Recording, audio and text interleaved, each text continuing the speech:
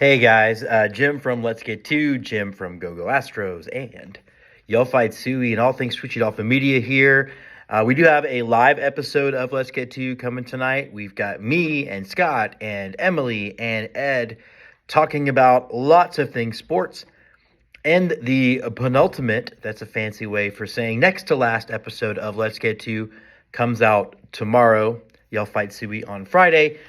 But yeah, the Astros, things are not looking great. And I am going to be doing a lot less in-game online Twittering or Xing or whatever we're calling it now.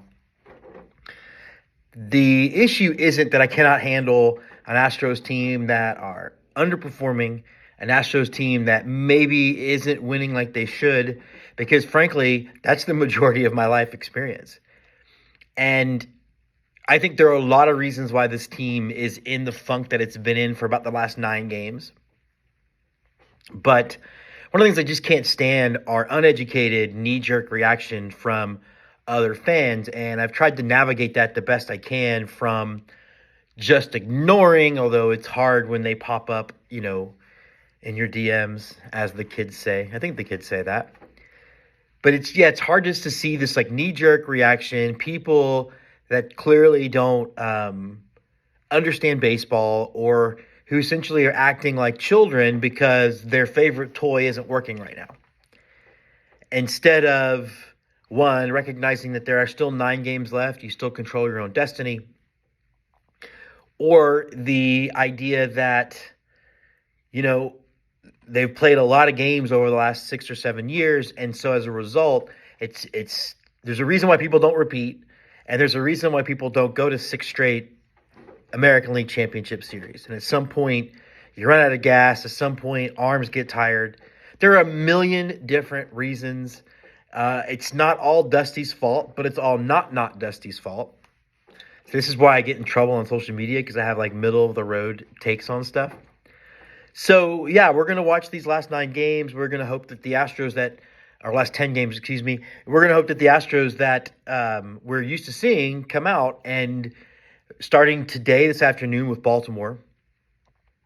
And it'd be nice to get the game against Baltimore, because then it means they split the season series against probably the best team in the AL.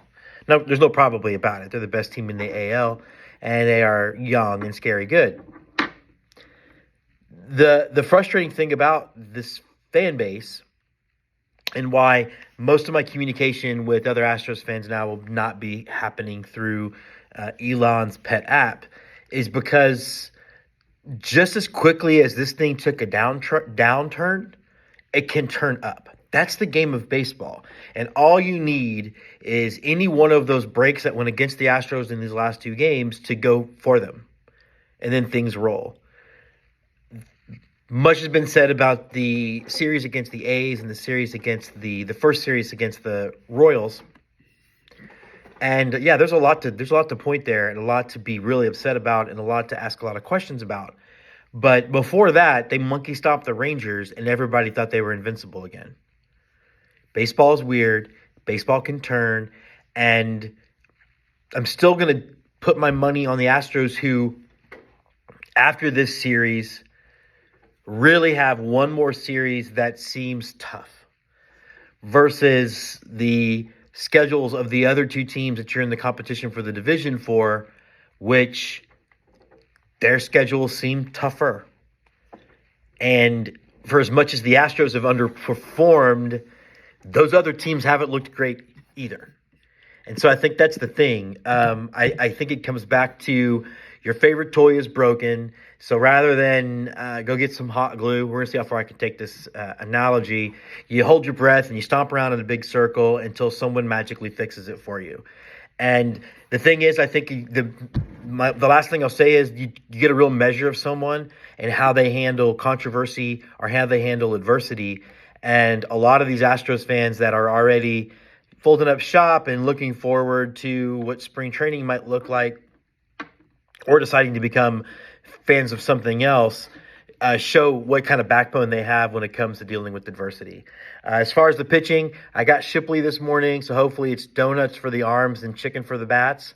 The bats don't need it, so I don't know. We'll see how it goes at 1:30 today. Go Stros.